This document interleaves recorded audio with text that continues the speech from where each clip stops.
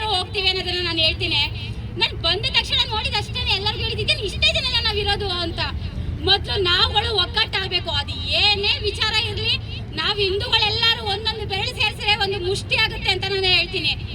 ಈಗ ಲವ್ ಜಿಹಾದ್ ಅನ್ನೋದು ತರಾವರಿ, ಅದಕ್ಕೆ ಒಂದೊಂದೊಂದೊಂದು ಹೆಸರು ಕೊಡ್ತಾ ಹೋಗ್ತಾ ಇದ್ದಾರೆ. ಆದ್ರೆ ಅವ್ರನ್ನ ನಂಬದಂತ ನಮ್ಮ ಹೆಣ್ಣು ಮಕ್ಕಳ ಚಿತ್ರಗಳು ಅವರ ಮೊಬೈಲ್ಗಳಲ್ಲಿ ಇದೆ. ಆ ಮೊಬೈಲ್ಗಳನ್ನ ಇಟ್ಕೊಂಡು ಅವ್ರಿಗೆ ಬ್ಲಾಕ್ ಮೇಲ್ ಮಾಡಿ ಏನ್ ಬೇಕಾದ್ರೂ ಮಾಡ್ಲಿಕ್ಕೆ ನಾವು ಹಿಂದೇಟ್ ಹಾಕಲ್ಲ ಅನ್ನೋದಕ್ಕೆ ಅವರು ಮುಂದೆ ಇದ್ದಾರೆ. ಅವ್ರಿಗೆ ಎಲ್ಲಿಂದ ಹಣ ಬರುತ್ತೋ ಆ ಹಣದಲ್ಲಿ ನಮ್ಮ ಹೆಣ್ಮಕ್ಳನ್ನ ಯಾವ ರೀತಿ ದುರುಪಯೋಗ ಪಡಿಸ್ಕೊಳ್ತಾರೋ ಗೊತ್ತಿಲ್ಲ.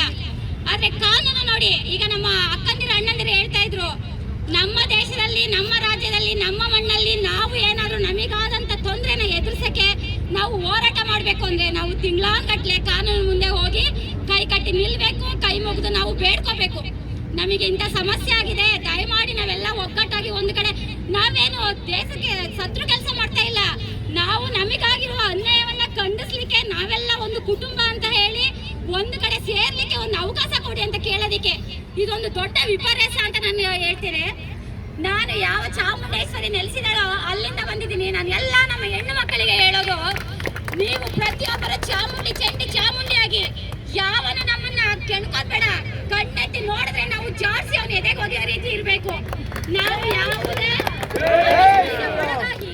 ಅವ್ರ ಆಫೀಸ್ಗಳಿಗೆ ಬಲಿಯಾಗಿ, ಮತ್ತೆ ನೀವು ಇನ್ನೊಂದು ಹೇಳ್ಬೋದು, ನಾವು ಹಣೆಯಲ್ಲಿ ಅರಿಶಿನ ಕುಂಕುಮ ಹಚ್ಚಿದ್ರೆ ಎದುರುಗಡೆ ಬರುವ ಎದುರಾಳಿಗೆ ಹೀಗೆ ಇಂದು ಹೀಗೇನ ಕೆಣಕಿದ್ರೆ ಇವಳು ದೇವಿ ರೂಪದಲ್ಲಿ ನಮಗೆ ಒದೆ ಕೊಡ್ತಾಳೆ ಅನ್ನೋದನ್ನ ನಾವು ತೋರಿಸ್ಕೊಡ್ಬೇಕು. ನಾವು ಫ್ಯಾಷನ್ ಪ್ರಿಯರಾಗಿ ಅವ್ರನ್ನ ಬೇರೆ ಏನೋ ರೀತಿ ಅಟ್ರಾಕ್ಷನ್ ಮಾಡೋ ರೀತಿ ಇರ್ತೀವಿ. ಇದು ಕೇಸ್ ಆದ್ರೂ ಪರವಾಗಿಲ್ಲ. ಒಂದು ವಿಚಾರ ಹೇಳ್ತೀನಿ, ಯಾಕಂದ್ರೆ ನಾನು ಗಡಿಪಾರನೆ ಎದುರಿಸಿ ಬಂದಿರುವಂತ ಹೆಣ್ಣು ಮಗಳು, ಅವ್ರ ಕಣ್ಣಿಗೆ ಕಣ್ಕಪ್ಪಚ್ಚಿ ನಮ್ಮ ಹೆಣ್ಣು ಮಕ್ಕಳನ್ನ ಅಟ್ರಾಕ್ಷನ್ ಮಾಡ್ತಾರೆ. ಆದ್ರೆ ನಾವು ಹಣೆಯಲ್ಲಿ ಕುಂಕುಮ ಹಚ್ಕೊಳಕ್ಕೆ ನಾವು ಹಿಂದೆ ಮುಂದೆ ನೋಡ್ತೀವಿ. ಇಲ್ಲಪ್ಪ, ನಾನು ಹೋಗ್ತಿರೋದು ಒಂದು ಫ್ಯಾಷನ್, ಒಂದು ಫಂಕ್ಷನಿಗೆ ನಾನು ಸೀರೆ ಉಟ್ರೆ ಅಥವಾ ನಾನು ಬೇರೆ ಮೈ ತುಂಬ ನಮ್ಮ ಟ್ರೆಡಿಷನಲ್ ಬಟ್ಟೆ ಹಾಕಿದ್ರೆ ಕಷ್ಟ ಅಂತೀವಿ. ಎಲ್ಲ ಹೆಣ್ಮಕ್ಳು ಇವತ್ತಿಂದ ಇದನ್ನ ಕಿವಿಯಿಂದ ತೆಗೆದಾಕಿ ನಮ್ಮ ಸಂಸ್ಕೃತಿ ನಮ್ಮ ಸಂಪ್ರದಾಯನ ಪಾಲಿಸೋಣ. ಆವಾಗ ನಮ್ಮನ್ನ ಎದುರಾಳಿ ಏನೂ ಮಾಡ್ಲಿಕ್ಕೆ ಸಾಧ್ಯ ಇಲ್ಲ.